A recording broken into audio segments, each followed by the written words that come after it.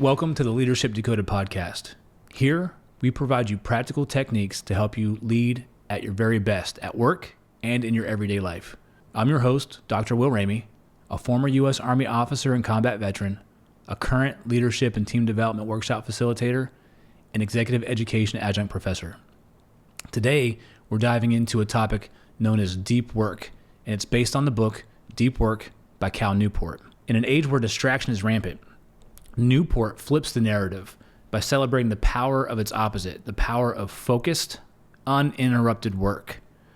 In this episode, we're going to discuss how do you cultivate a deep work ethic that can yield massive benefits, and how you can transform your mind and set up some routines and rituals to support this powerful skill. Let's dive in.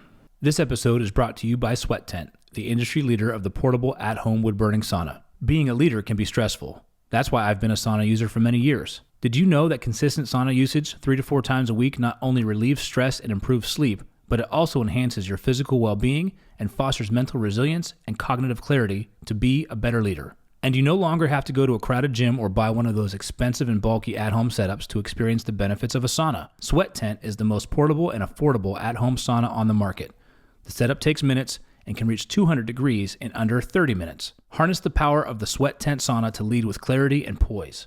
Sweat out stress, ignite creativity, and emerge a more focused leader. All Leadership Decoded listeners will receive $100 off when you use code LEAD100. Visit sweattent.com today to get $100 off your purchase with code LEAD100 at checkout.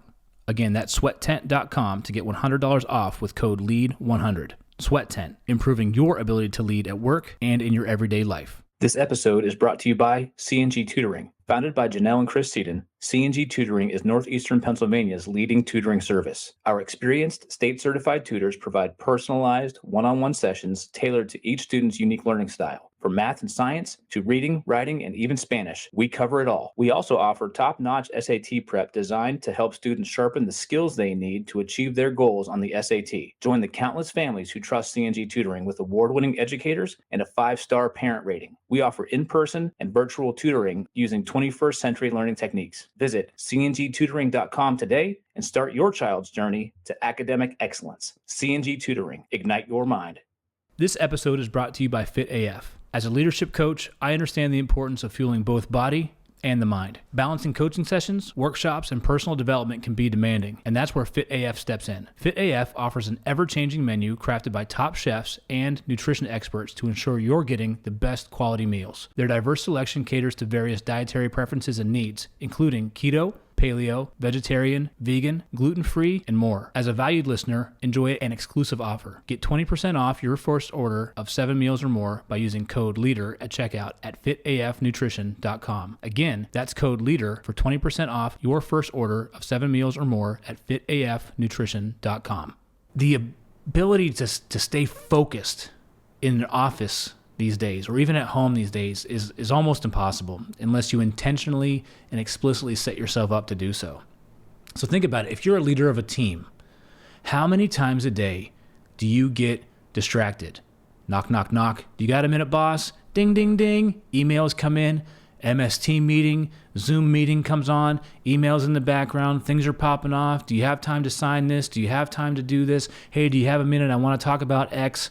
Your day is filled with distractions. It's filled in a fast-paced, unplanned, unknown environment. So how can you take time to think about things like strategy, to really get deep into understanding and defining projects that you need to get on the plate and get off of the execution starting blocks? How do you take time to think about and craft a carefully crafted memo or communication for your team? Or how do you take time to prep for a deep, meaningful conversation you want to have with a team member? It's being able to be intentional and set up yourself in your rituals and routines to take the time to focus on deep work. And deep work are the tasks that you have as a team leader that you need 4 to 5 hours of time uninterrupted and dedicated to this. And Cal Newport's book, Deep Work, is based on these principles of being able to set yourself up for success, to focus deeply, and how to move yourself away from the shallow work where you are constantly being interrupted. And the shallow work are things like your managerial tasks, these 15 to 20 minute increments of review this, sign that, sign off on this, approve this, write a quick email up, move things forward, check in with people, small things. You're going to have those tasks. But in today's work environment, how do you eliminate or mitigate or minimize distractions so you can focus deeply and get more done in that amount of time? And get to the deeper tasks that require your mental capacity and your full cognitive load to move things forward. So the first block here is working deeply. The principle of working deeply. Newport argues that deep work, the ability to focus without distraction on a cognitively demanding task, is becoming increasingly rare. It's also becoming more valuable in our economy. So think about this. In a knowledge-based environment, being able to communicate, being able to think critically, being able to think creatively require full cognitive load for you as a leader. And you can't do that if you're constantly getting interrupted by email dings, Slack, chat communications, or anything that pops up that's unplanned. So to overcome this distracted environment, you've got to be able to work deeply. So first, ritualizing your work, creating routines and creating rituals that signal the start of deep work. This could be a specific time of day, a particular location, or even a set of preparatory actions like making a cup of coffee and turning off notifications. On my work computer, I have disabled notifications that pop up when I get an email. I don't want to hear the audio. I don't want to see the visual. I don't want to know when an email pops up because I'm dedicating myself to the work that I'm doing in this point in time. So, and for me, the ritual is morning cup of coffee, no notifications on, and I set my day, I plan my day, or I do the hard thing that's going to require the most cognitive load first thing in the morning in a distraction-free environment. But I cue myself. I set myself up those conditions so that I know I'm beginning a big block of deep work. Second, prioritizing tasks. Identify the most important tasks that you have that require deep work and prioritize them. Get them started either first thing in your day or at the appropriate block where you can have a distraction-free work environment. And you want to allocate specific blocks on your calendar, specific blocks in your day for those deep, focused tasks. Block the time off and set yourself up to be uninterrupted. Setting clear goals is a third way. Define what success looks like for your deep work sessions. And this could be something like set specific measurable goals that you want to accomplish during this time frame so you can stay on track and you can stay motivated. As you begin your ritual, you set yourself up for success, you define your goals, and you enter that deep work block ready to go. And then the fourth thing, minimize distractions. And this is probably the most simplest thing to do on paper, but the biggest fundamental shift that you'll make that takes that discipline. But leverage technology to your advantage. Find a quiet workspace. Use noise-canceling headphones. Disconnect from the internet if possible. Turn off notification settings on your phone. Turn off the audio notifications on your computer, and set yourself up for deep work. You can always turn those things back on. It's the practice of shutting them off that'll cue yourself to be able to hone in and focus. By committing to these practices, you're going to cultivate an environment where you're going to be able to enter into deep work and be productive and have impact. Another element of focusing deep and going into deep work is embracing boredom. Newport emphasizes the importance of resisting the urge to always seek entertainment or seek distraction. We're wired for it. How many times do you find yourself watching TV, a commercial comes on, and you grab your phone? Or you're at your computer and you're waiting for something to load and you grab your phone.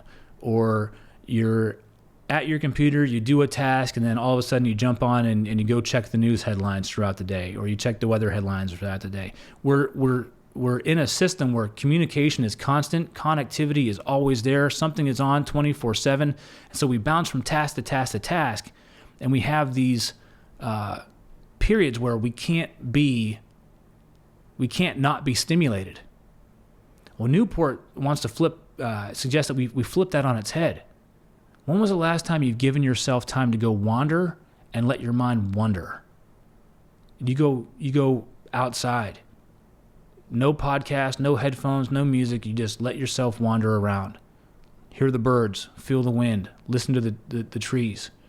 And you go into these environments to let your mind go where it needs to go, so you can go deeper into a topic instead of just surface level ping, ping, ping, ping, ping. So here's how you can embrace boredom and boost your focus, right? Limit digital distractions, first and foremost. Schedule specific times for checking email, social media, or other digital distractions. Outside of those times, avoid the activities to train your brain and tolerate boredom.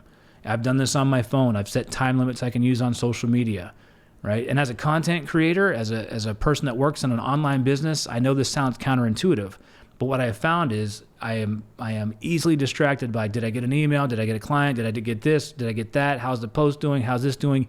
And it takes me away from being able to really go in and create more content and create more courses or do that deep focus work I need to. So limit those digital distractions. Practice mindfulness. Engaging in mindfulness practices or meditation helps improve your clarity. It helps improve your ability to stay present, to stay focused on tasks at hand, and to be in the moment. Whether that be box breathing, whether that be firmly planting your feet on the ground, whether that be anchoring your hands to a desk and feeling the texture of that desktop. Bring yourself back to where you are right now and be in the moment where you're intended to be. That will help break up and help you embrace those mundane tasks, that time period where you don't need to be stimulated constantly. You can just be here. Third, take breaks wisely. So instead of turning to your phone or a computer during a break, try activities that don't require screens. Go for a walk, read a book, simply sit quietly. I enjoy an ice pod, ice bath from time to time, a couple times a week, and what I find is when I engage in that moment, I set myself up outside and I look at the trees. I have seen several different types of birds, butterflies, deer, turkey, things out in my environment where if I would have just put on my phone or flipped through a screen or find myself doing some other digital distraction, I wouldn't have seen those beautiful things in nature. And nature has a way of connecting those mindful dots for you and giving your brain a break from that constant need for a dopamine hit. So take your breaks wisely and incorporate non-digital activities. So when you embrace boredom, it helps strengthen your focus muscle. It makes it easier to engage in deep work. It makes it easier to stay on task because you're present for it. Now let's explore next, moderating social media. Newport challenges the notion that social media is essential. He advocates for a more selective approach. So here's some ways that you can reduce social media used to engage in deep work. Think about a cost-benefit analysis for your time. Think about a cost-benefit analysis for where you're spending your time online. Evaluate the value that social media brings to your professional life. If you want to use it for personal life, that's no problem. Be able to block that time for it. Identify which platforms are adding value and which are simply distractions. So during your workday, maybe Instagram or Facebook isn't adding value to your professional goals. So set yourself up a timer to where you can't enter on those platforms during your working hours or during your deep work hours. Again, use technology to your advantage. You don't need to eliminate it, but be able to moderate it. So cost-benefit analysis. Do you need that app? Do you need that during that time? And set yourself up some hard barriers that will help you maintain your discipline. Setting boundaries, second way. So this could mean specific times of day for social media, limiting usage during certain days of the week. I've embraced an idea of digital detox on the weekends because I like to create my content. I like to write and do my deep work for my business on Saturday. So by setting myself up for a distraction-free environment, not opening a tab, not having my phone near me, putting it in a different area, I set myself up on those boundaries. The other thing I do to set boundaries for social media use is I use the scheduling functions. I write my posts in batch, I schedule them to drop in batch, and I don't worry about them much from that point on, except for a block of time during the day where I want to check that post and engage with the people who are engaging with my content. Because to me, it's important to take and build those connections with the people that are engaging with my content. But I don't do it constantly. I do it during a specific block of time. And then third, Newport suggests a digital detox. So experiment with periods of complete digital detox.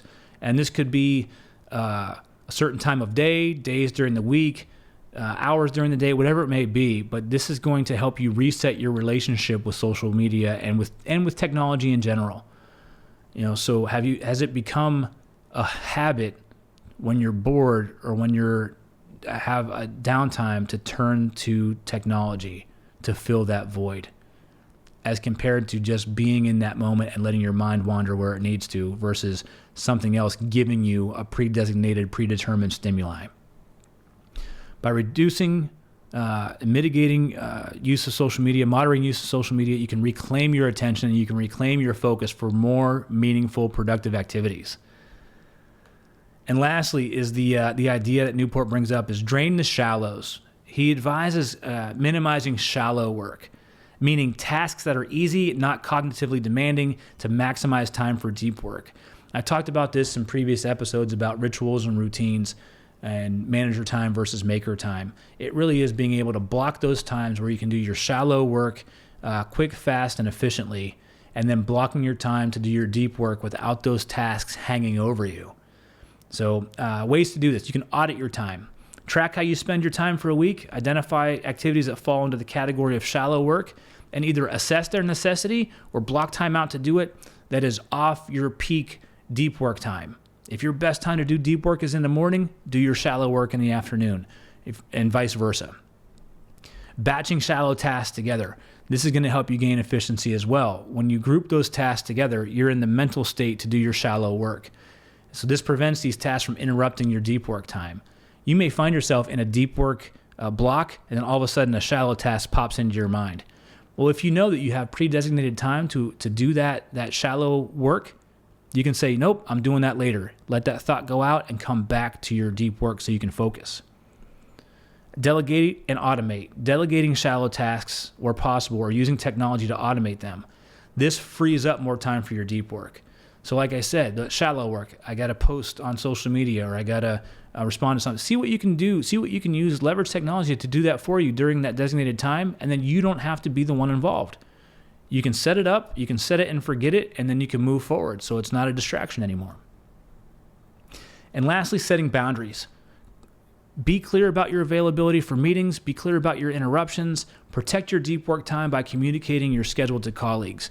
An example from the book that Cal Newport wrote was Adam Grant. And in the book, he references Adam Grant, world-renowned researcher, professor at UPenn. He blocks all of his teaching time into the fall semester so that he can use the rest of his time throughout the year to do his deep work, research, writing. He even comes into the office and uses an out of office to signal that he's doing deep work during this block of time.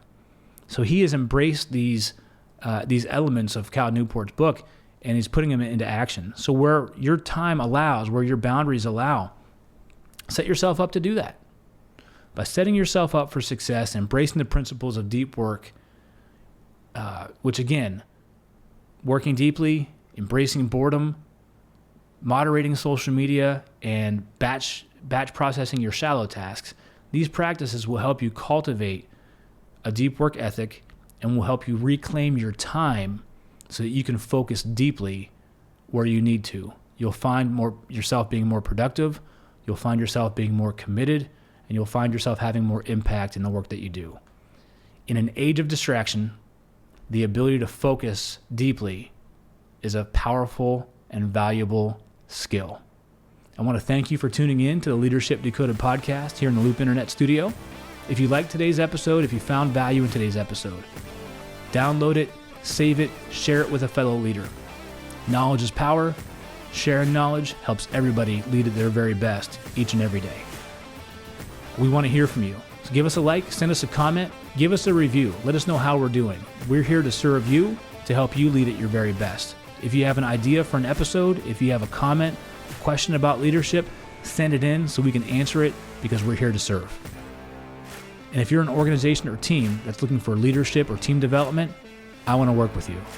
I provide custom-made, highly impactful, creativity-infused team and leadership development learning experiences.